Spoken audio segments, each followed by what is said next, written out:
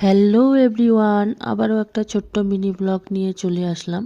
বাড়িতে কালকে প্রোগ্রাম আছে, ছোট্ট মোট্ট একটা প্রোগ্রামটার কথা নাই বা বললাম, সারপ্রাইজ থাক। আগেকার দিনে কোনো কিছু অনুষ্ঠান লাগলে অনেক লোক পাওয়া যেত, এখন সেটা আর হয় না। এখন সবার বাড়ি ব্যস্ত, সবাই কাজে ব্যস্ত, এই জন্য আসতে চায় না। এই জন্য আমরা বাড়ির সবাই মিলে রাত্রিবেলায়, প্রোগ্রাম আছে যখন, রাত্রিবেলায় আর কি কাটাকাটি করে নিচ্ছি কিছু জিনিস, যেমনটা আদা, রসুন, গাজর, পেঁয়াজ, এগুলো আর কি করতে সময় লাগে। এই জন্য আর কি বাড়ির সবাই মিলে আমরা বসে পড়েছিলাম কাটাকাটি করতে। এদিকে দেখতে দেখতে কাজ সব শেষ হয়ে গেল। তারপরে আমার বাবা বলছিল, এখন সবাই একসঙ্গে আছি, একটা ছবি তুলে নেই। তারপরে সবাই মিলে একটা ছবি তুলে নিলাম।